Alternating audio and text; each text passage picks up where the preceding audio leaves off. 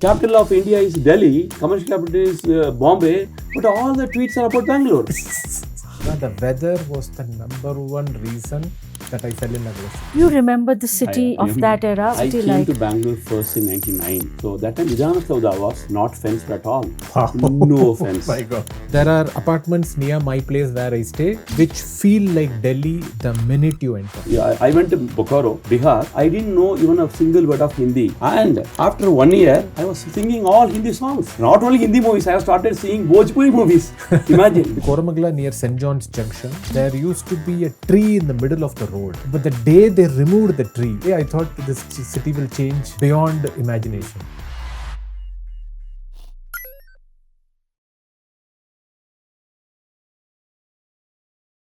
Does Bengaluru have an identity crisis where job seekers and people from all parts of the country and the world even are flocking to? Which Bengaluru is real?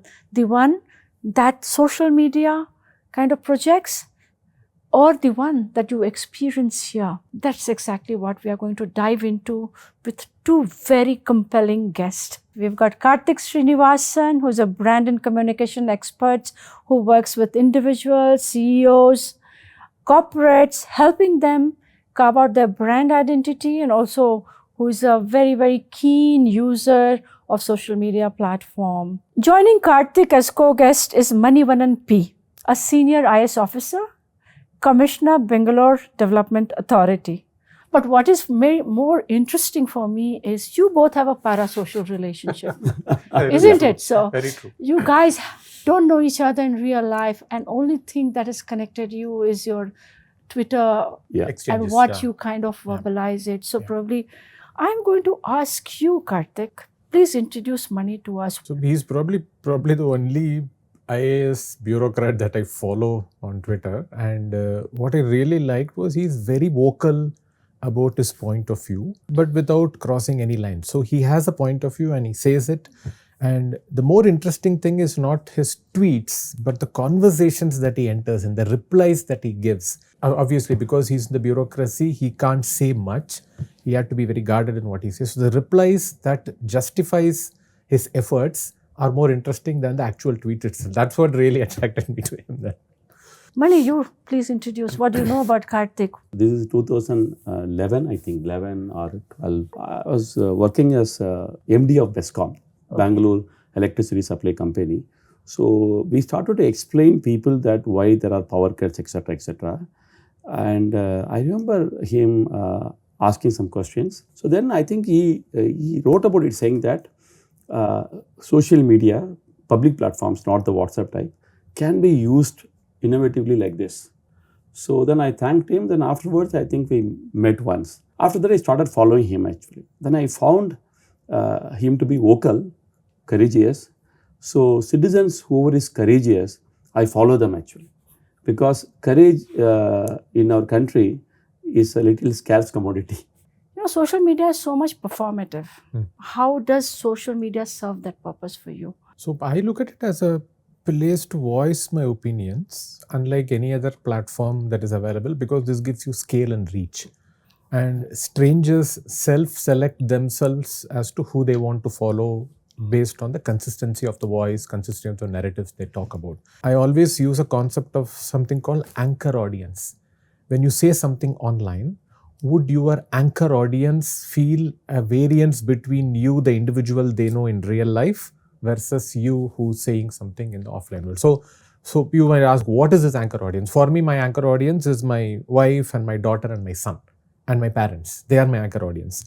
If they happen to see something I tweet, whether it's an abusive language or an angry conversation with somebody, if I do that, and they see that this is not the Karthik I knew, I grew up with, or this is not my son, then that is a big problem for me. So that is my anchor audience, and I can never ever disappoint them at all. That's an interesting perspective. I never thought about it. Because primarily for me, Twitter is a platform to get feedback from the public. So in the government, they never tell you the truth. Because we all, in government, as I say, we all supplicate before the boss, never tell the truth, and we are harsh toward the subordinate people. So we live in an imaginary world where we are made as heroes, And people tell us that what you're doing is great. Nobody has done this work. So they call it bubble. Yeah, we live in the bubble and we don't get a good feedback. The advantage in Twitter is that it is anonymous. So people don't care actually. In that feedback, almost 50% of them make sense to me. So there is no feedback mechanism in the government. Before the internet came, there's no feedback mechanism. The only way is people will come with a placard and tell you, look, what you're doing is wrong. And the placard people, no individual will come. They need to have a minimum threshold of guys to come actually. So, I mean, the side effects of social media, which is feedback and trolls, but we'll come to that. What purpose does social media serve for you, Karthik? And you've been there for a very long time. And since day one, I mean, Twitter came to India in about 2007 or something. And since then, you've been here, I've been there. Yeah. So, I mean, like LinkedIn was much before 2003. Yes, LinkedIn has been there for a very, very long time. I've tried all the platforms Yeah. because it was in my job, because I was in a PR agency, I was doing corp-com. Yeah. It makes sense to try all those platforms because they just change the way we do communications. LinkedIn, I began to use very early and very innovatively. So whenever we were doing stories and for global perspective, LinkedIn opened up a vast world which otherwise was not available. True. And, from Harvard professors to all kinds They're of all experts, there. right? You otherwise can't access them. Yeah, correct. And suddenly they were accessible. You could connect, you could speak to them, interview them. It began from there. So LinkedIn I found very, very, very useful. Correct. And then Twitter came, and I was a very reluctant Twitter user. I just said, I don't like this. And I come from a very different world. So I said the work should speak for itself, blah, blah, blah. And then I began to write the book. So while I was on Twitter, but I was a passive user. And just looking at, observing people more like that and following people who I want to follow. But when I was working on the book, Unboxing Bengaluru, that's when I realized the power of Twitter. That, kind of people you want to speak to who are not part of your network. You want to tap a network that you don't belong. It's out of your Twitter bubble, out of your bubble that you talk about, right from slums to middle class to all kinds of people. It was fantastic, and also to show the world, to show the people how the book was being done. I think because I was an outsider to the city, right? I was coming from Delhi.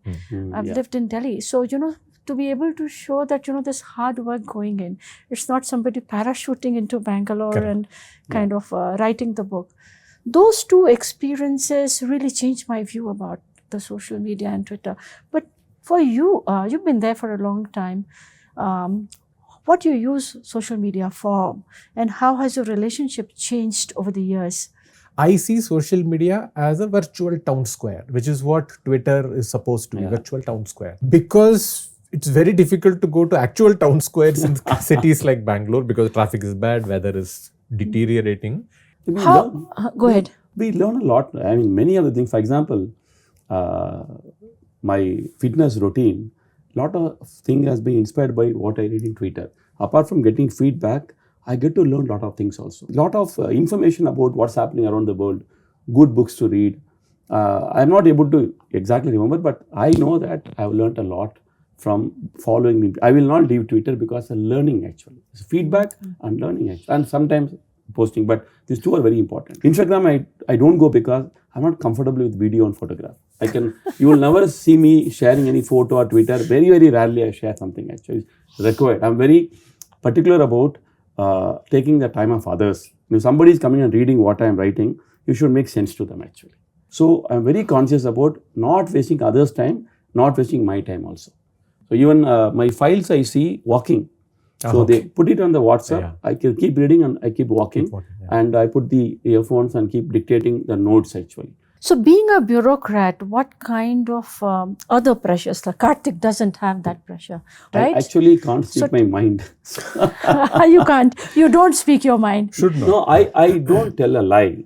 So I'm very clear that I should not communicate something which is not, what do you call it? I do not misguide or tell something wrong to the people. You won't believe, 2013 I joined the Twitter. For 2-3 years I never did anything. I would say till 2018. So when NRC CAA came, I started commenting about it. And after 1 year, I was asked to delete it as an advice. So I deleted my entire Twitter, whatever was there. I again started back in 2022. So all my tweets, if you see, will be from 22, though I have been there till 13. So 9 years of my tweets have been deleted. So then they told, no, you cannot say this openly. I mean, because they rightly said, your tweet will not be seen as in a personal way. Yeah. They will see it as a person Official. with the government. Official, yeah. So then I realized that, however I try to justify, perception matters. What about you, Karthik? In terms of? In terms of Yes. minding what to talk, how to express, do you have a compass? I have a few topics that I generally go to again and again. One is I skim about 20 newspapers a day. Skim, not read. I just want to know what's happening in the world, particularly on areas that are not directly related to me. What's happening in the broader world? I'm just Sure. very curious about what's happening. It may not be useful to me today, but Yeah. 10 years from now, 5 years from now, 1 month from now, I'll be able to connect some dots Yeah, here and yeah, there. Something happened there, something happened. And like him, I walk and do. Even Twitter is not a reverse chronological order anymore. It used to be before Musk took over. What is the reverse chronological? Reverse chronological is like your email actually. The last email that you got will be on top. Okay. So like the last tweet from the person you follow will be on the top. And everything else is older. But now you have something called For You tab, which is very different from the Following tab. Correct. And the default view is For You. For You includes people that you don't follow also. Correct. Which the algorithm thinks you would want to know. Okay, and it's this throws at you. algorithm view of Exactly, which is you what want to happens in read. Instagram. If I Yes. like one video where it shows beautiful villa from Maldives, I keep on, if I just view Yes. it, Yes, by it God, does and that. every single it video does is that. from some villa in Maldives or Sri Lanka. Yeah. It just keeps on coming endlessly. And I have no clue who these people are. I'm not following them at all, but it just keeps coming. That's the way algorithm So maybe keeps what I have done is I've curated my Insta feed to a level that I've got a lot of books recommendation, lot of films recommendation. You just need to see one tweet, and, one post. It will and keep coming. few other accounts which I find either inspirational or have a certain cerebral intellectual quotient that I'm interested in. Correct. And probably that's what is keeping me hooked Correct. there. That's Zina Taman. Exactly. Yeah. How She's quite she's interesting. Yeah, reinvented wonderful. herself Yes, correct. for Insta. I mean, it's praiseworthy. Fantastic. Absolutely no idea about it actually. You should Yeah? check her out. Yeah. You should, She's you very should. interesting. I am only getting cockroaches in my feed. Yeah, I know, Cockroach Janta Party. I saw that. Quite amusing actually. I am also on that For You. Okay. So 7 out of my 10 tweets are on the cockroach because I have been following them and seeing. God. For some of these things, you realize suddenly people have so much to talk about Yeah. and how they are talking about themselves. So some of those, anyway, so for me, Twitter and Insta, that's been a flip over, in that has half, yeah. happened. But what I wanted to ask is, what have you guys learned that others can learn? You guys are veterans at it. You with your constraints of bureaucracy, you with your brand and marketing and comms lens. If somebody was to come and ask that, what are some of the do's and don'ts in general that you have figured over the last 20 years or whatever number of years, what would you say? And then maybe Maniku should. LinkedIn is like you walk into a corporate office in a corporate corridor and you meet people who work there. That's Sure. like LinkedIn. Twitter is like you walk into the middle of a very busy street and just see people talking on various things and etc. Instagram is also something similar. That's how you need to broadly imagine these platforms to be in. My broad advice is be extremely curious. There is so much to learn and find and enjoy and observe. There's so much. It's like the entirety of all libraries in the All world. kinds of people. Exactly. All kinds of people. The whole libraries of the world together in one place. Yes. Yeah, it's very interesting. We talked about that library. Same picture came to my mind also. I was thinking that walk into the library and you just see all the books open themselves and you have to read them actually. So imagine all books around you open. Yeah. So then you have to read, learn. What will you read? want. Yeah, Yes, exactly. what That's will what you happens pick? with that. What have you learned? There is a saturation point. So like I'm spending 2 hours on Twitter. I think beyond a point, the advantage or output you get from that starts going down. I follow the extreme right-wing guys. I follow the extreme left communist guys and all in between. So because I wanted to get as a public servant, I should know what the society is made of. So I have to follow people from the entire spectrum. So How do you guys deal with trolls? Tell me, what have you learned about dealing with trolls? I'm sure you both have plenty of them you are dealing with. I don't even care. I just So mute what do you and do? block. You I don't waste time mute on them at all. them, you block them, you... Depending on if there is an abusive word or a very personal comment, block. If there is no abuse or thing, but it's just a persistent, you are saying this, I just mute them. I don't care at all. What I about just you? don't let them bother me at all. This is very interesting because I don't know where they get time. They will dig into some That is true. 2 years old tweet Yeah. and will say, and they go into whom you are following, who are following you, and they'll make connections. Yeah. So I just And wonder, they will form an assumption because you are following these people, your You are opinion this. is like this. Yeah, you are this, exactly. it means there are guys whose entire life is only Twitter. I mean, they must be paid heavily for that. What do you do? Yeah. What Otherwise do they're you wasting do their with life. the trolls? You are a almost similar- government servant. Similar So thing, what I do is, if I find that they do any abusive language, I don't block them, but I don't respond. My people whom I blocked is very, very less, because I always feel that I try to see it objectively, because a good guy can always talk a nonsense, and a guy who is normally a nonsensical guy may talk a good thing. So I never block people. So, Karthik, you actually mentioned this word parasocial, and then I went down the rabbit hole trying to understand what is this parasocial, and I realized it's a word of the year, I think, True. 2024 or some was. such year. Do you want to explain to us what is this parasocial relation that you guys are having? It's very simple actually. So basically, if I ask you saying, do you know Amitabh Bachchan? You'd say, yeah, of course I know Amitabh Bachchan. I've seen so many films of his. Then I ask you saying, does he know that you exist? I mean, he's a big star. How do I know at all? That is in a crux parasocial. You believe you know somebody or something based on their public appearance or public utterances. But you really don't know, but you only know a curated version of how they present themselves. Correct. Whether it's a city or a person or a celebrity or a thing, it could be anything at all completely. He's right. It's a city's image is created by the people who talk about it. So when we talk about a city more, then the people start observing the city also in a focused manner, which brings out the good and bad actually. So like he said, the good thing is coming, the bad thing is also coming. I had a senior IAS officer who once told me, he said, don't take on the big guys in the government. So I said, why? He said, Mani, always remember, there's nobody who is perfect. So they can easily fix you. I said, why should I be worried? I don't do anything illegal, so why should I worry about it? He said, no, it's not like that. It depends on the magnification of the microscope. I said, what is it? He said, they put it in a microscope, they increase the magnification, definitely a dirt will be found. So he said so I feel now in the social media, we put the Bangalore on a microscope. So then you find there's a traffic, there's a problem of what you call waste, etc.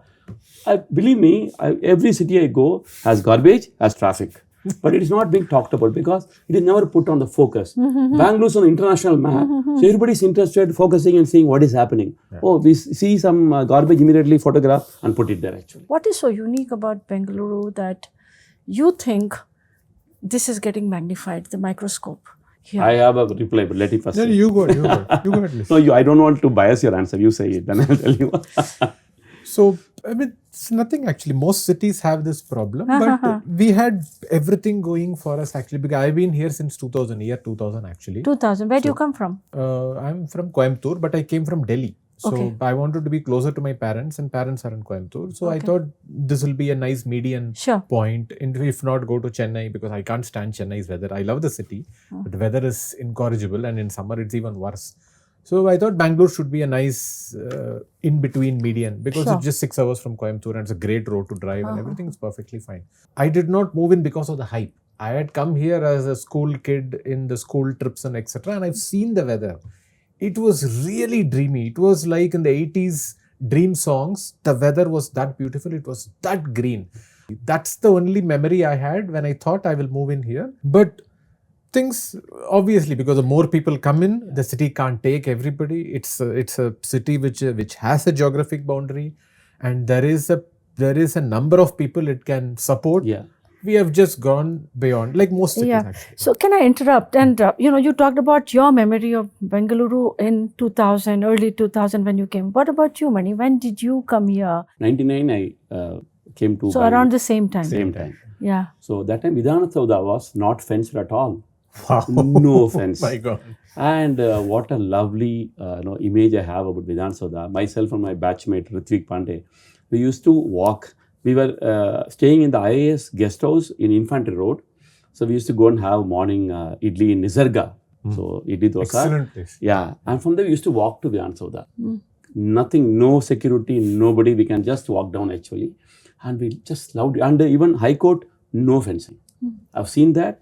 And as you rightly pointed out, fell in love with the city. And still, with all the problems, Same I here. still love Bangalore. So what I'm gathering from you is your view of the city, perception of the city was shaped by your own personal experience of the city. What about you, Mani? Was that the case? Mine is greenery. You come from which city? So I grew up in Tiruchirappalli. Trichy they call it, Tamil Nadu. That's actually my birthplace. Oh, your birthplace. I was in Srirangam for 7 years. Studied in Srirangam Boys High School. I studied in Sri Ranga Matriculation School. Oh, wow. Oh my Look at God! Look at Very this. close to the temple. Yes. Aglandeshwari. Not Matriculation. Aglandeshwari, not Aglandeshwari. This is actually Ranga Matriculation School, just 1 kilometer from the Ranganatha temple.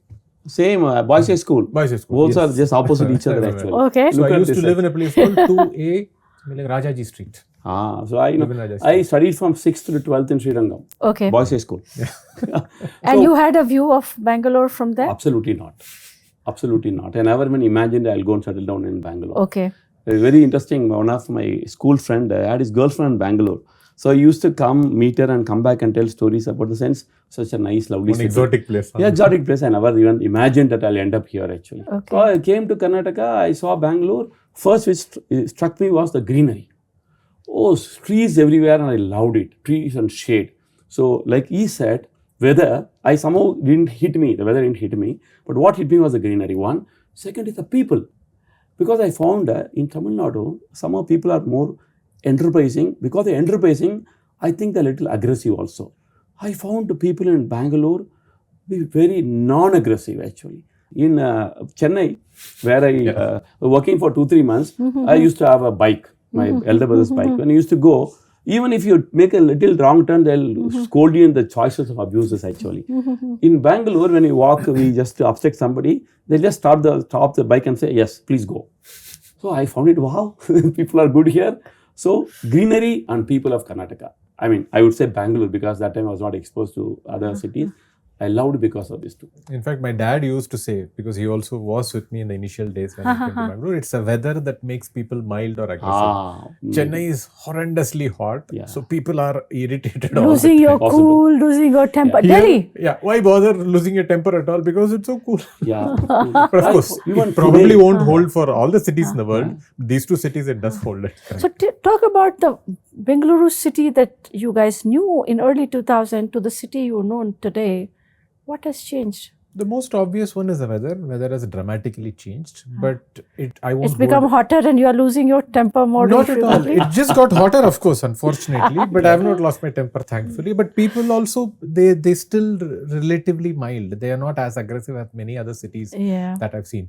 To be fair, it's much closer to Coimbatore because in Coimbatore, people are very, very polite and mild. They speak a much more politer way of Tamil than Chennai. And there's a big difference between Chennai people and Coimbatore people. They speak in a more sing-song Tamil manner. So that's it. Mani, what about you? At a personal level, how do you think the city has changed? No, I have a different take on that. Please go ahead. So, a person who is born in a place, his temperament will be different from a person who comes here for a living.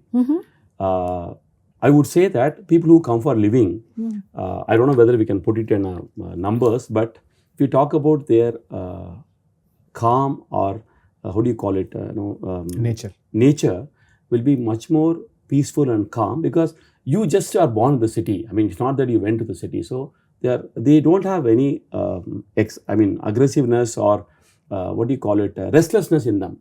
Whereas people who migrate to come to the city, they come for a reason actually.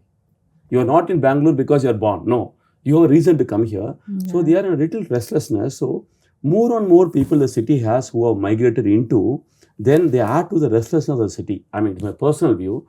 So in 2000, if there are 10 people whom I do some, I mean, whom I get a tucker into or some thing, 9 out of the 10 used to be very calm. The response would be, it's okay. One my guy must shout at me. Now the 10 out of the 10 members, now 5 members are come from outside some work. So the restlessness is there. So the 5 of them respond a different way. The other 5 who are from Bangalore may not be maybe following the same pattern. So that way, I don't see much of change in the people who have been staying in Bangalore as natives. Where the persons who have come over, because of the restlessness, they different way they talk. So the number had gone from 1 to 5 on the aggressiveness people. That's because of the huge immigration which has come to Bangalore. This is my personal view actually. But I think I have an understanding of why they are restless in the first place. It is because they came to the city based on the advertisement, which was driven by people ourselves. That this is a nice place to build your career, software is good, jobs are good, weather is good, greenery is good. But when they came here and started living, they realized that the advertising is different from the reality. And that made them slightly restless, saying, this is not what I signed up for. Okay. Unfortunately. So this reality versus perception, will come to. But I disagree with you, Karthik. If you look at migrants across the world and cities built by migrants, by nature are restless. Correct. They moved there because they got to prove something. Yes. They've got to build their lives from scratch. May it be Jews from Israel, Jews from wherever, and you'll find that migrants move the needle in terms of their growth path. Yes. A new life and livelihood. So it's okay. One could be the advertisement I saw and I got lured, and maybe the reality is different. Maybe that's a small part.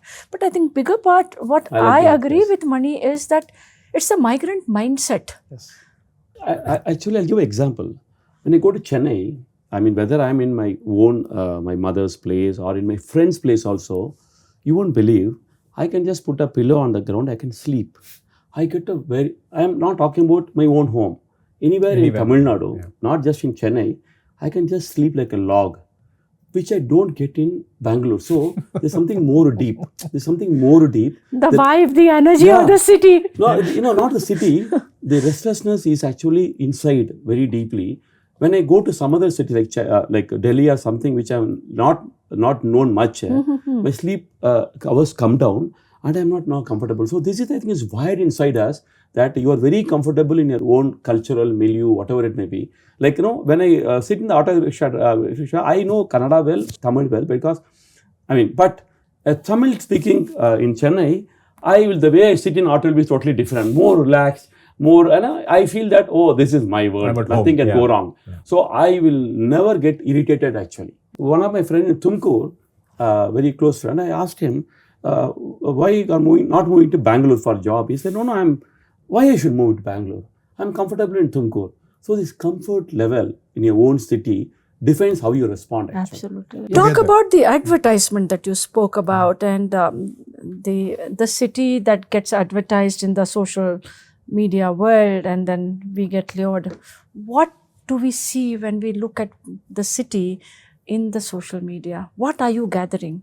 So initially it was very similar actually, like I spoke about the weather, everybody spoke about the weather, everybody spoke about Lal Bagh and Kaban Park and etc. When internet was new, at least in India, social media was new in India.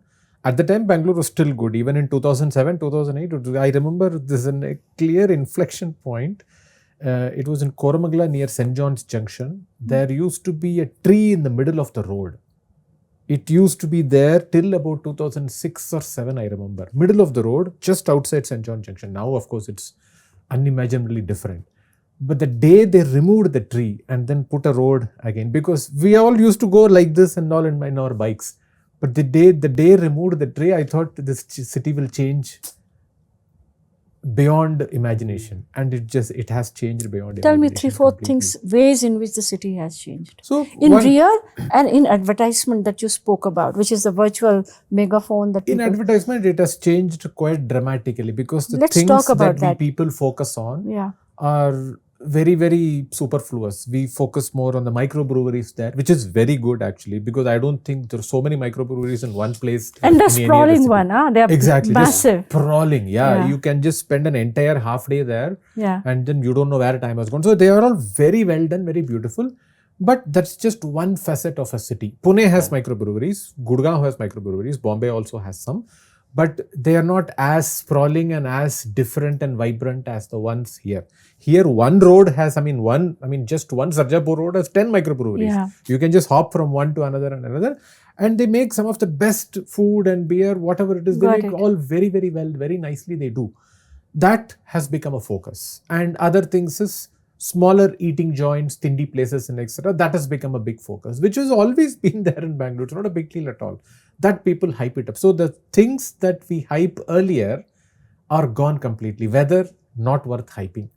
Traffic was very mild and manageable, not worth hyping because it's gone Greenery, completely. not, Greenery, we are not losing. worth hyping. We are losing quite dramatically, but it's still there. It's not a big deal, but it's still there, losing fast. That's pretty again, harsh, but we'll come to but that. again, I won't blame the I'm- city. I'm- I think it's just evolution. You can't Yeah, change. You yeah, can't fight yeah. evolution actually. Mani, what about you? What do you think ways in which the city has changed? I wanted to give at a personal level, and then I'm going to ask you as a BDA commissioner. You sit on a lot of planning for the city. One is the traffic. It has actually increased multifold. Yeah. It never used to be like this. So I see a visible change in the traffic and also a visible change in the attitude of the people, which I explained. So only these two, and because of the increase in the population, one is the traffic and the other thing is pollution. Pollution has increased in Bangalore. These are the three changes I see.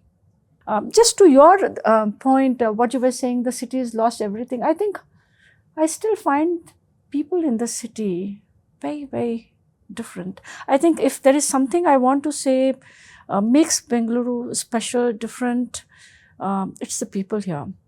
The culture, the ethos, the vibe that they exude. And you go to just buying vegetables and the kind of people you encounter, kind of conversation possibilities that exist in that conversation.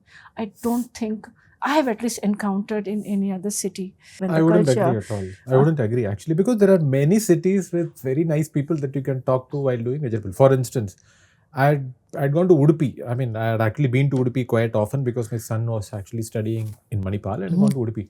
I was floored by Udupi. Yeah? In fact, my wife and I thought we will buy a flat here and start living here. We just loved Udupi, in spite of the fact But that aren't we it's... comparing apples and oranges when we compare I'm- Bengaluru with Udupi, a small Of town? course, it is small. It is small and it's also beachside. The weather is terrible compared to Bangalore. But the people are truly, truly wonderful there. They are devout. They probably spend every evening in probably the best temple in this part of town, in this part of India. It's a wonderful, wonderful city. And the contrast is Udupi and Manipal. Manipal is almost like a mini Bangalore inside Udupi.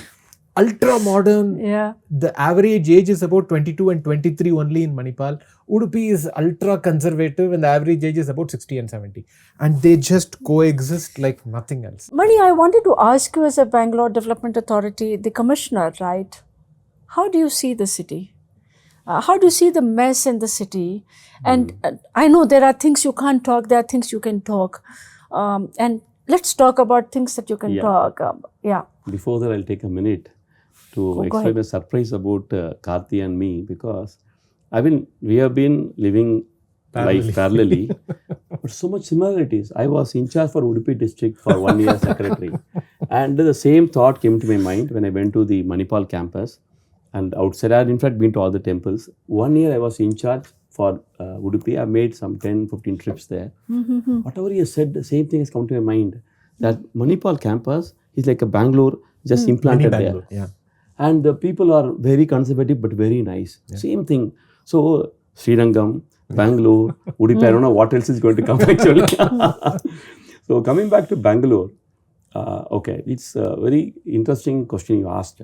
I have thought about it. Anybody in Bangalore who is in the government wonders why Bangalore is like this and why we are not able to set it right. Yeah. In fact, I want to add to, if you look at it, people say this is one of the most corrupt city. Yeah. This is one of the worst managed city which is not managed. I'm saying hyperbole, right? Yeah, it is it's hyperbole. either terrific and Yeah, terrible. So correct. I'm just talking about some of the stuff that people say. Poorly managed, very corrupt, whatever, right? So how do you in the government Yeah. look at it? So one is that because I am working with Bangalore, not working in either city as a bureaucrat, I do not have the advantage of the comparison, because whenever we talk is a relative actually. Correct. So I know that the government system is corrupt, irrespective of the parties. I have been working for 25 years. I know that there is corruption around.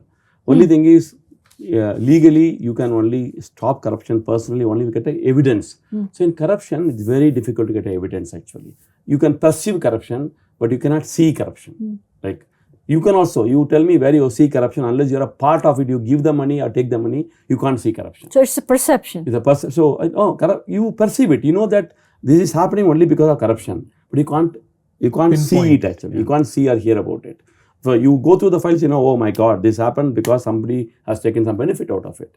But you can't find it out, because this is something which is like a air, you know, there is the air, there is oxygen. Gravity. But you can't find out where You know it is. exists. Yeah. You know it exists. You know very well you can know it exists. Yeah. So it is invisible, but it is there actually. Yeah. And whenever the visibility thing comes, we put on an inquiry and then suddenly things change. I mean, it is very difficult to prove the people are corrupt because of our systems actually. But if we say that why Bangalore is struggling in the infrastructure, apart from corruption, yes, corruption is there. Apart from corruption, there are some structural problems.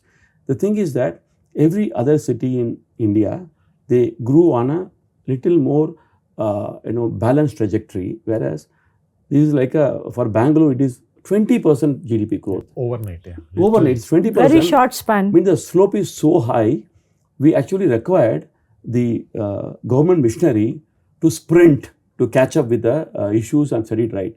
Whereas we have been walking like every other bureaucrat in the other part of the city, of the country, because bureaucracy has this stabilizing effect.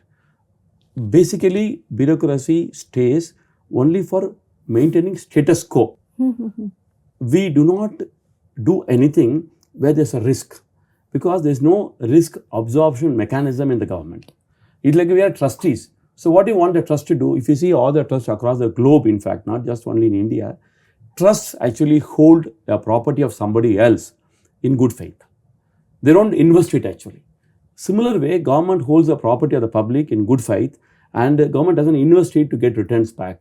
But the people want return. They say you are a trustee, but you want a return. So I have to, if I am the trustee, I have to invest it. Whenever I take a step forward, there's a risk in that. But the public are not ready to bear the risk. Yeah. That is a problem. I take a decision anticipating, okay, tomorrow Hebbal flyover is going to have double of the traffic. I want to put 2 more flyovers. I make 2 flyovers, and then the traffic doesn't increase by any reason. What are they going to tell me? They say that Manivannan has put 1 more, not only miscalculated, Manivannan has not anticipated, or he has over-anticipated just because his brother is building that bridge. So basically, he is corrupt. So he did this plan to help somebody else. Now, in Infosys, somebody does the miscalculation, even genuinely, maximum is lose his job, because the fund is a private fund. In government, it's a public fund. If I miscalculate, I go to jail. I don't go lose my job.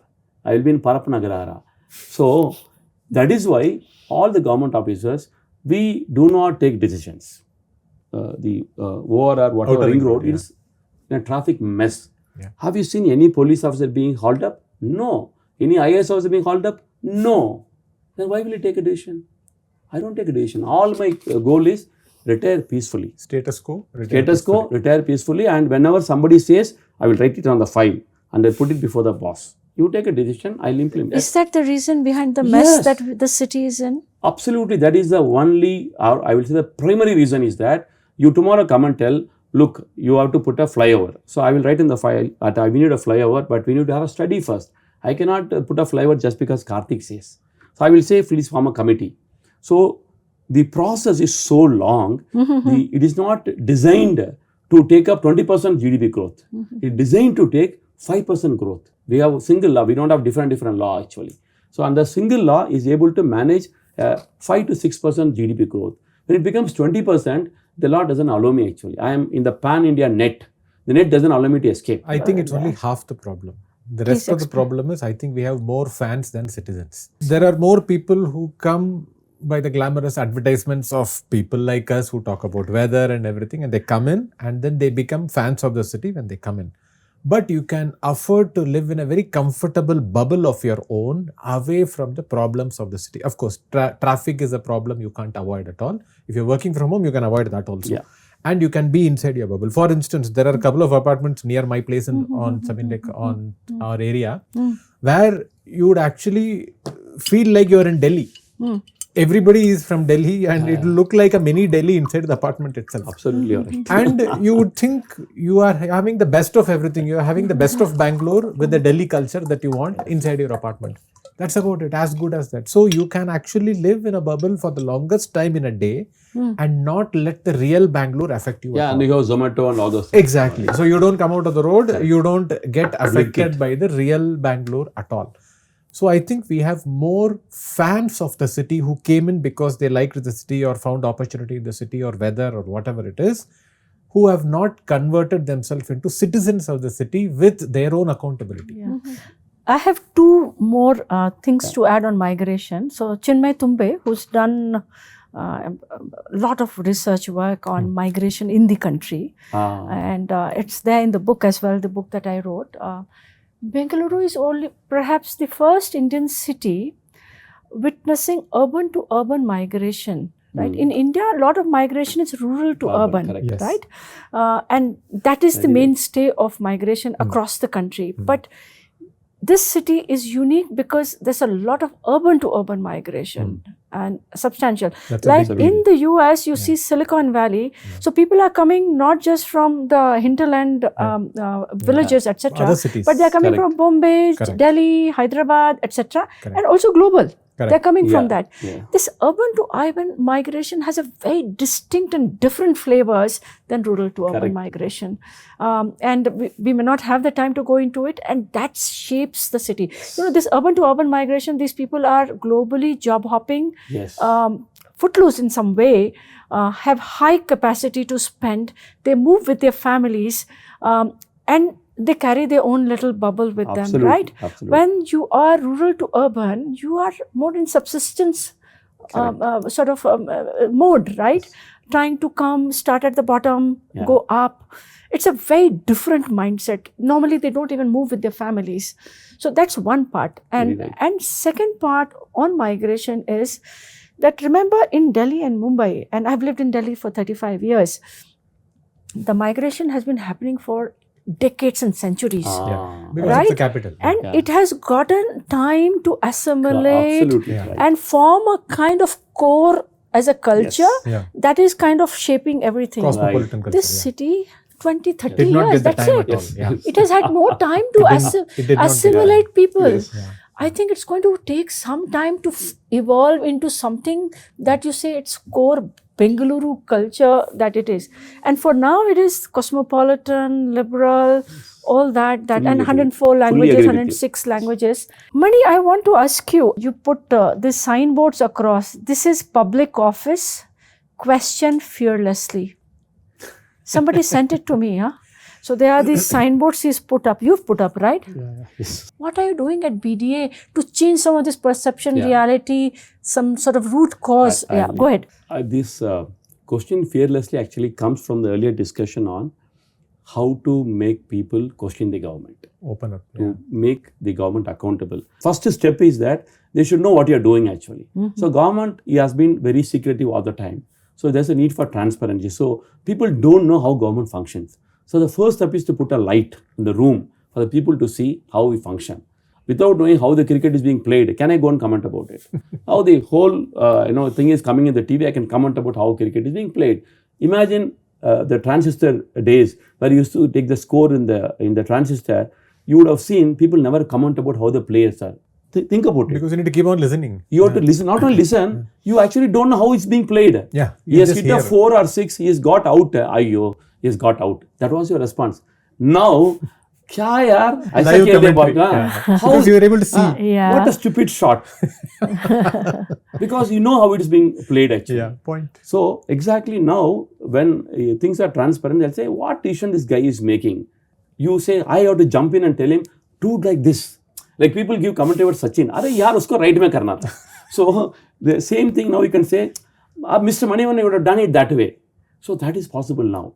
I tried to do it to the schools. We're running some 1,000 schools. So there used to be a word in the entrance of the school. I actually copied it from there only. It says, this is a temple of knowledge. And it said, please fold your hands and come inside. So now I thought, a school may, why you want to tell the children to fold and come inside? So I thought they are getting into an environment ecosystem of being submissive. So I thought, okay, let us change it. So we said, in fact, we had a... In the schools you changed it? We had a discussion with all my principals. We created a Telegram group of 10,000 teachers in that. 1,000 schools, 10,000. So we discussed that. We said, okay, let us change like this. It is you are entering a temple of knowledge, question fearlessly. The same thing we put there actually.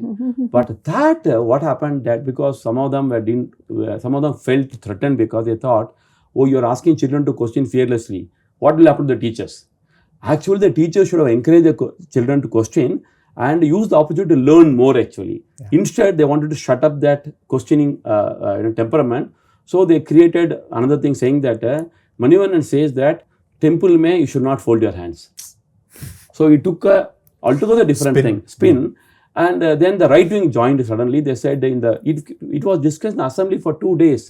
They said how, and they didn't tell out this. What they said is that it is a temple, fold and come inside, happened to be a part of our famous Rashtra Kavi Kuvempu's lines. So Kuvempu wrote a poem wherein he was entering a temple in Mysore. He said, you are entering a temple, it is so beautiful that your hand actually goes in Namaskara. So that is the line they copied from. They said, Manivannan has the audacity to correct Kuvempu. So they said, okay. And they said, this should be changed back. So they forced the government to change it back, saying that, and they didn't target me, even though they targeted me, they targeted the government also, that you have the audacity to change Kuvempu's line. So it was erased and again put back. It's a temple of knowledge, please fold your hands and come inside. It back to square one. I thought, what is this? Actually, it got a twist. And the teachers who didn't want to answer the children have brought this twist. So I thought, I will follow it. So now I put in my office that that folding was not necessary. So I said, it is a public office, question fearlessly. Because I feel that our Indian general culture, irrespective of language, religion, region, whatever it may be, we try to stop people questioning. We take it as an insult. So the child feels that, oh, I should not ask questions. I should be submissive. Should be submissive. So I wanted to question that submissiveness. You should not be submissive. So my point is that in my office, because I put it, people question, all our meetings, grievance meetings are streamlined since the last 6 months. What are 3-4 things that you've done after coming to office? I must thank my chairman, Mr. Harris. He has given full support to live stream all our interaction with the public. We have crossed a half century now. Last 6 months, we have done 54 live stream meetings. Now, every meeting I have with the public is live streamed in YouTube. You can see it every week. I mean, today also a live stream meeting is there. We are the first in the entire country to do this. Wow. Karthik, how do you see it as a brand expert who understands behavior, social media, how do things like this instill trust, confidence for the masses? Unfortunately, we live in a content overpowering time actually. We've just completely inundated with content everywhere and everywhere. Everything is content. Everywhere is content. That's a problem. This is just one more stream that most people might just miss, unfortunately. Yeah. Would they see it as a performative thing? No, because he still needs to be real in front of those people who are asking questions in front of the entire world. He cannot perform in front of a camera. He has to be himself. And he has to be the government. He has to answer honestly. There is no point at all.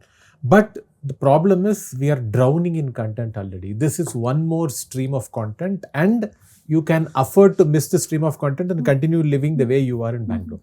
Nothing will change for you at all. Does anything change in the way Bangalore is being planned BDA is also sort of overseeing some of Yeah, that. it does. So one is that they say apartments, they're full of apartments, Bangalore city. The apartment laws are little, I would say, confusing, ambiguous, because there are 2-3 laws under which you can form a society. So that has been for a long time. Correct. So because we are openly discussing this, we also offer video link actually, because many people can't come personally. So video link, they can talk. Many people have offered wonderful solutions. So as I said that... So these solutions are coming because of this Yes, openness that you're talking there's so about. many solutions coming actually, and we are very happy because all the time we are only talking among ourselves. So now you have got experts talking who have read the law better than my officers. They are coming and telling, sir, do this. Yes, welcoming. I won't, dozens of solutions have come from the public thanks to these meetings. This habit forming is very interesting because during COVID, prior to COVID, I have not taken a single video call in my life. I used to be scared of video calls. After COVID, when people say, let's meet, the default is a video call, not face to face, not just Starbucks in Indiranagar at all. Correct. I'm so happy with that because you save so much time not trying to go to another area. Absolutely. The habit has totally changed. Meeting means first is video call. Yeah. Then finally face to face is almost like I need to really spend time offline. That's important to me. So now we are kind of focused on Bengaluru city that we live in, and one of the things that you have constantly pointed out, Karthik, is this fans versus residents. There are no easy solutions to this at all. As he But clearly why? said, Isn't that the case across the world in many cities where residents would be like that? Right. But what is being advertised in those cities? Bangalore is one of those few cities which was advertised as the best city in the world. Most people, even people who are born in Chennai, they don't even advertise Chennai to be the best city in the world at all. They say we have problems. So this advertisement is very organic, by the way. It is. It's not like the government is sitting Nobody on the... did. People advertised Bangalore to be the best city in India. You and I are kind of having our megaphone and advertising to the world. We advertised it. So we promoted city and we invited all these people. They all came in, they found their jobs, they found their living, they found their families, and they continue to live So here. why are other city people not advertising their city? I'm just curious, like Seattle. Seattle is beautiful, right? Yeah. Why aren't Seattleites, people living there, not talking about their city like that? They are busy. They're busy living. So this is also a relatively very, very young city. It is. Hugely young city. In their people in their 20s, I think, dominate. Yeah. Is that the reason? I'm just trying to understand. What do you think is the reason why? I'll come to that, but I will let him say first. Please go ahead. So my point of view is that I don't think Bangalore has a shared civic identity at all, which actually cuts across communities. Explain that. What do you mean by So, for shared instance, civic? as I said, there are apartments near my place where I stay, which feel like Delhi the minute you enter. There are apartments which feel like Gujarat the minute you enter. Correct. You can build your own different community city bubble inside Bangalore and continue living with it for decades.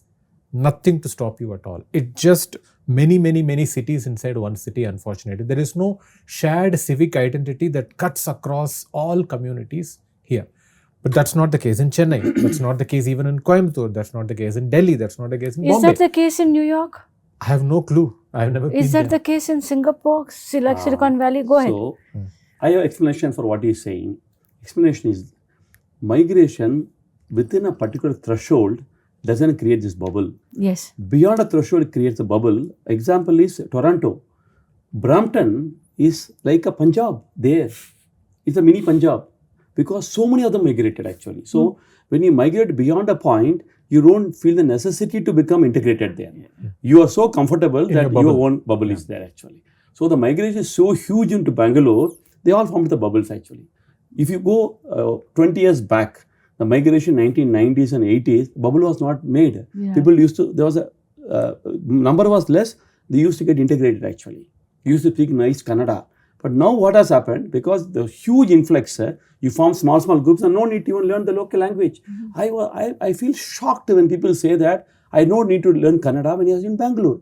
I really feel shocked. Imagine somebody going to Chennai and saying that I will not learn Tamil. He will die in 1 week. In Bangalore, because you have so many numbers, you can survive actually. You can't survive. I mean, I went to Bokaro, Bihar, 1994. After my college, I went to Bokaro. I didn't know even a single word of Hindi. And after 1 year, I was singing all Hindi songs. Not only Hindi movies, I have started seeing Bhojpuri movies. Imagine, because you can't survive with Tamil there. You have to learn Hindi. That's the identity. I can beat anybody in Antakshari now today, thanks to my stay in Bihar. Yeah. But whereas a person coming here, he can't even tell the name of Kannada movies, leave alone So songs. that's one thing on the language bit. Like if you look at this city and you meet an auto driver who speaks Telugu or English, he doesn't know Kannada. You speak to a coconut vendor who is speaking Tamil and not this thing. Then you meet somebody Malayalam and not Kannada. Correct. So I'm saying when you speak about Kannada or say if you go to Maharashtra, Marathi is the main language. But even in Bombay, you can get by with Hindi and English. Easily. Yeah. So in a city like Bangalore, right, where multiple languages dominate and Telugu, Malayalam, Tamil, Kannada, Everything goes. I think it's just like a mishmash of so many languages, a part of the mainstream. Yes. Part of the mainstream for centuries, not recent. Absolutely, you're right. I think that is something that Makes Bangalore. it's different. It's different I here actually because of that. strongly Go ahead. disagree with the fact that language should be the uniting factor. Language should not be the uniting factor. I see that the culture is different from language because there are ways to imbibe the meaning of the language I now agree without with knowing you. the I language. agree with you. For instance, when I chat with a taxi driver here, I know more about the latest Kannada songs than him. Yeah. Because I track it week after week after week. Yeah. I know the latest Kannada movies, what's happening, who's a star. Smallest Tulu movies also I know which songs are popular. I know. But I can speak Kannada much lesser than him. But I know more than him. And he'll be so impressed saying, oh, he knows this song. Even I have heard it only once. Where did he hear this song? I can barely understand the meaning, but I know the song. So I have to tell you this was music. We were looking at, for the book, I was researching on the cultural sort of underpinnings of different cities. And then there was somebody who was an expert in art and culture, and she was mentioning that you go to Calcutta and a very distinct flavor of music sort of shapes it. Go to Chennai, Carnatic music. Correct. Go to Mumbai, it's Bollywood music. Yeah. Go to Delhi, Punjabi music. Yeah. Correct. Come to Bangalore. There is no one thing connected. It's Hindustani, Carnatic. So Everything this city does not have a dominant flavor in a good You way. want something, you will So get which it. doesn't overwhelm and drowns out everything else. So multiple Everything independent coexists. strands coexist. Absolutely. That's the beauty of this That's city. the beauty of Bangalore. That's the beauty Yes. of this city. It's not a coexisting, I agree. Also, comfort level, because if my friend has an option in Delhi, has a option to go to Chennai or Bangalore, I've seen it. The children have got job in both Chennai and Bangalore. They say any day Bangalore. Why? Correct. Because we have It's our own. open. Yes, no, not only open. Yeah. For a Punjabi, he has more Punjabis in Bangalore than in Chennai. So he wants to come to same place. So That's it true. has that what do you call that rolling Affinity. Yeah. and it gathers so much of it keeps on growing actually. Yeah. So now come to a level every, like he rightly pointed out, Bangalore is amalgamation of cities of the India. Yeah. And which So is its everybody's very USP. parent- yes, which is yes. its USP. We should not dilute that USP, but we should still be able to find a shared civic sense. That is a How challenge. do we do that? So, I have no so clue coming at to all. the question that I'm asking What is it that how can do we unite people to make them say that I could be a Gujarati, I could be a Tamil, I have the I answer could be for an that. Andhraite, I could be a Yeah. Hindi person.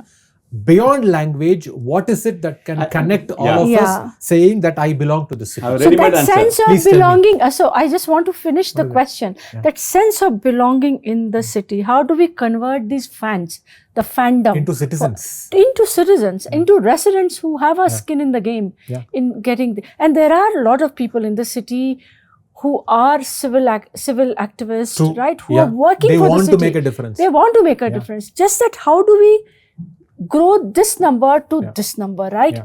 Please go Very ahead. easy answer. The answer is what can connect all of you is the garbage and traffic. So it is actually it is the government. It is the BBMP can be the only uniting factor. We all share BBMP. I mean, I also don't have an answer, frankly, Karthik and Mani, but there's one more thing that occurs to me. The pace in this city is like no other city that you've seen. The pace of change, the pace of growth, the pace of one coming here and becoming a millionaire and billionaire. I think that pace is so relentless. The startup world rhythm, and I'm talking a very sliced view of the city, which is startup tech world. that I also find many of these people, and I worked at Launchpad for a long time, and they just don't have the time. And so I'm just trying to understand a city which is moving that fast, growing that fast, and going through these cycles, And right? the governance is completely falling behind in terms of speed. So it's Their looking, speed is not feeling so much. like that the city is existing in silos. I have my own little bubble. Yes. Yeah, I'm building my startup. I have got, this is my day and night. correct. I've got actually nothing to do with anything Correct. else, Correct. including probably I'm not married, nothing, right? And there is no bandwidth in my life to accommodate anything else. Yeah. Can anything change? And I'm just trying to understand if other global tech hubs like Silicon Valley, by the way, is having its own existential crisis. There is an identity. There's homelessness, there's drugs, there's all kinds of things that is happening. Thankfully, we don't have any of that. But that problem is definitely here. Maybe we don't get answers here in this city We can right now. scratch at the answers. but, For instance, yeah, look at Dubai as an example. Go ahead. I mean, we've all been to Dubai probably once or twice in our lives, or It's probably very top often. down, huh? Yeah, it's very top down.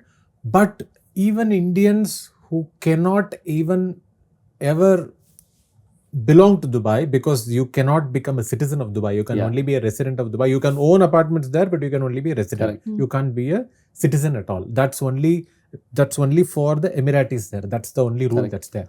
Even people who don't belong but own, not citizens, only residents, they have very high pride for the city that they live in. In fact, quite a few people have told me, my friends and college friends have told me, Dubai is probably the best India you can find outside India. Yeah. One more example I'll tell you. 3 generations you take. Tamilians migrating to Karnataka. 3 generations. The generation before me, they speak such a good Kannada. They know all movies. They know music. They actually live, breathe Bangalore.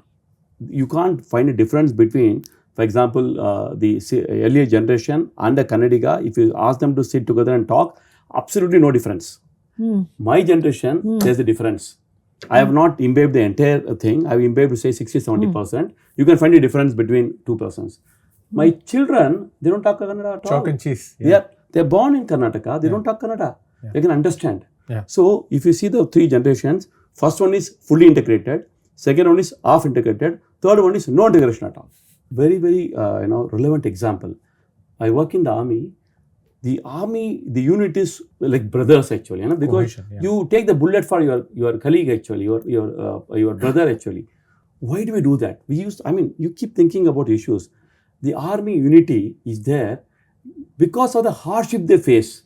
We become very close because both of us fight for food, both of us run together. Everything happens actually. Both struggle together, exactly, correct. Both struggle together. Yeah. It is a struggle which brings us close.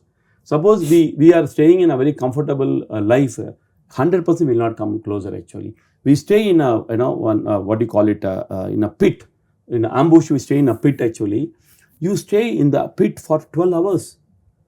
For your bio needs, you have to go out and somebody protects you actually. So we become very close. You have no option but become close. And the closest is army is beyond belief actually. So there's one more insight that I wanted to share, because when you mentioned, this is coming from Santosh Desai, you may know him. Yeah, of course.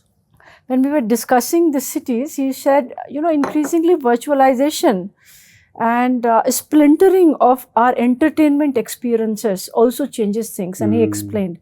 So suppose you are a Bhojpuri speaking driver, right? And you are here in the city driving around. Earlier, you couldn't access Bhojpuri films, Bhojpuri music, nothing, pure Bhojpuri, right? Very good point. And then phones are also expensive. Yeah. Today, I'm on phone through the day. Correct. Yeah, correct. You You can may access be anything you whatever. want. Yeah. I've divorced myself from you. Reality. Yeah. And I'm watching Bhojpuri films, Correct. Bhojpuri music. Yeah. I'm connected to my home. Yes. I'm talking to them video calling. Yes. So what this There has is no done is distance at all. allowed yes, me to build a virtual island for Correct. myself Yeah. in an alien city Yeah. and remain connected to my home, Yes. my grounds, Yes. right? So I'm just explaining. True, but very true. now we'll go back to, okay, we don't have answers, but probably bonding over our problems Shared problems. shared yes. problems and trying to come together to tackle it is probably one way to deal with it. Sorry for interrupting, but it is what you said is 100% correct, because the army today is facing that. The soldiers who are joining now, they are not able to bond because they have the phone connecting to their family. They can afford to be in a bubble. So exactly, the army's first problem now is they are unable to bring them together actually, which was naturally happening 20 years back Because there's no connection. Phone, no connection, no bubble. no bubble at all. They were very close. Now we face the problem. Number one problem is they are connected to the families all the time.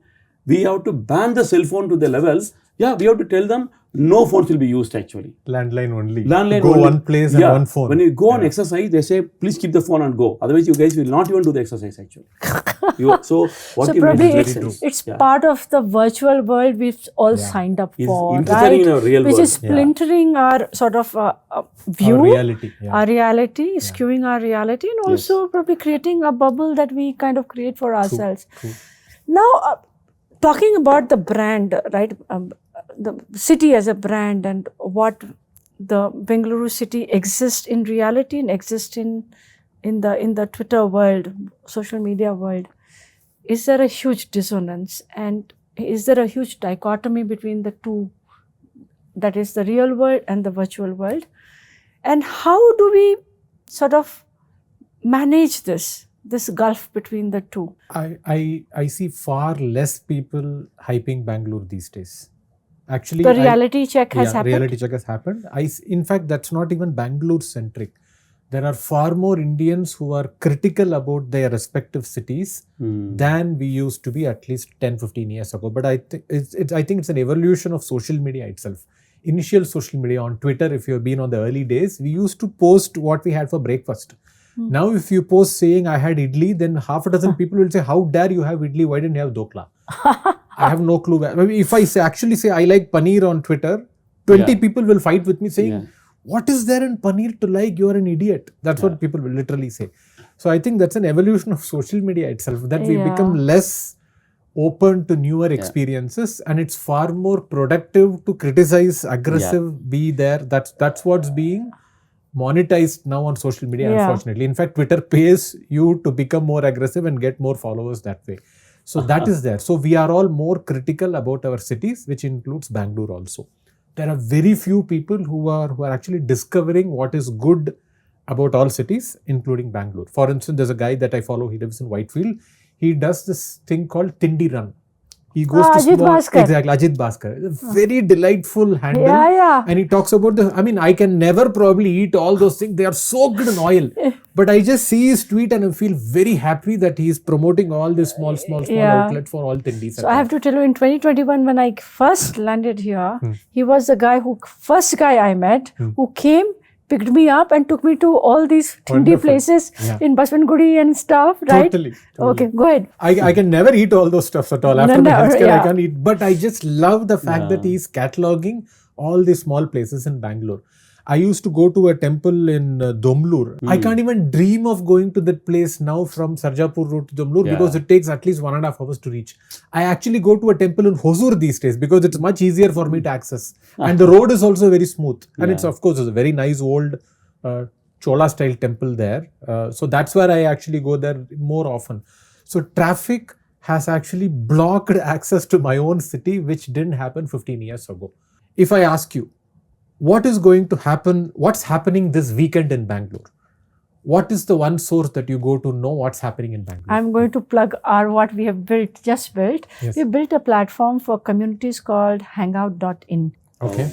And we've got now 215 plus communities on the platform. And they can put themselves, whatever they're doing? Wonderful. Very good. So it's the intention is one, discoverability. What is happening this weekend in Bangalore, right? This is the platform. You can search by interest. You can search by geography. Truly wonderful. And because if there is no option like that, you need to look at newspapers or radio, which nobody reads, nobody listens to. Or there are platforms like Book My Show, etc. They're all splintered. Splintered. They're all so splintered, this is the platform. This is the reason, this sense of belonging that we are talking about. These are some of the initiatives we are sort of undertaking to build this sense of belonging. Because I'm new to the city. I've arrived last week. I don't know who to connect. I'm a chess player. How do I find chess players? Correct. I'm a trekker. Yeah. I don't know. Yeah. So this platform allows that and sense of belonging and find my kind of people, Makes my a tribe. lot of sense. So Yeah. Very but good. we need That's more huge. like this. Yeah, we need absolutely. a lot more actually. Yeah. And a lot more people need to be aware that there is a Yes. central Yeah. platform like Correct. this. Yes. It probably needs a co-creation from the government also, so that you actually put your government events also there, because that's Yeah. also part of the city. It's Yes, not just yes. fun and entertainment alone. Yeah, If correct. there is a civic meeting happening, that should also be part of the Yeah. platform. So people should know that BDA is doing a civic meeting. So let's go there and do it, whatever it is. Yeah. So what I'm hearing from both of you is this bubble that exists in the virtual world. There's a different kind of silos that exist in the real world. And to break the silos, you need to think Sarjapur, creatively. Yelahanka, Whitefield, they all are silos and we don't talk to each other. I We are actually not. go to Yelahanka, I actually go to Hebel only to take a flight. So that's what I'm There's saying. no So- other option. so There is we no other all incentive for me at all. Exist and live our lives in silos. And how do we break that silos? And I'm looking at Bombay and look at Bombay. Very good, cheap, cost efficient is the word. Public transport, right? Yeah. Can take you from one part of the city to another with so much ease metro. that you don't. Yeah, metro. Yeah. And local train, Unfortunately, metro, there is no and metro now, on Sarjapur Road yet.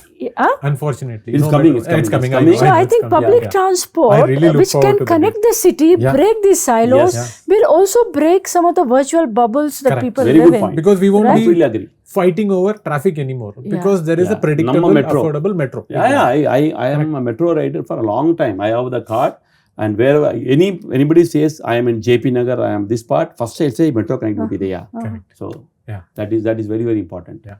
Metro is going to change life. I was having an idea. One Sunday in a month, you should say metro is free.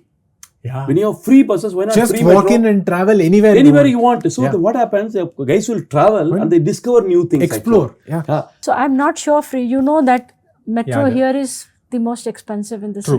Madam, in the country. only one day in a month. They're not You going are to part of the government. We are going to petition you. Yeah, In when- fact, it's You not are just metro. I would say representative. even the buses. Yeah. One day of the month, make Yes. every public transport Absolutely free. Make people explore. Yes, Be yes. curious. Yeah, Explore. yeah, enjoy. yeah. How If do- how we do- can how do do- that, Exactly. we can do that. Yeah. We will be able to solve some of the problems that. Yeah, but somebody we will say have. that because one exactly. day, no, only the citizens. How only, much money you are wasting of people? Yeah, citizen only taxes. at a petition. They'll Yeah. go to the court and say that You're wasting tax money. Yeah, they will say that suppose some politician has to take a decision. They'll say for his own marketing benefit, he has cost 1 crore loss to the metro. It will come, madam. Actually, It will come. that is the problem. Unfortunately. That's the They problem. won't see the end output. Yeah. Maybe we'll close, but Yeah. maybe both of you, hardcore Bangalorean, I'm presuming after 2 decades 26 plus. years. Yeah, now 26 years. wife is from Bangalore, so I am a naturalized. better. If you were the brand ambassador for the city, give us what would you want to tell the world with your megaphone about Bangalore? It's very tough to pinpoint one thing. Tell us.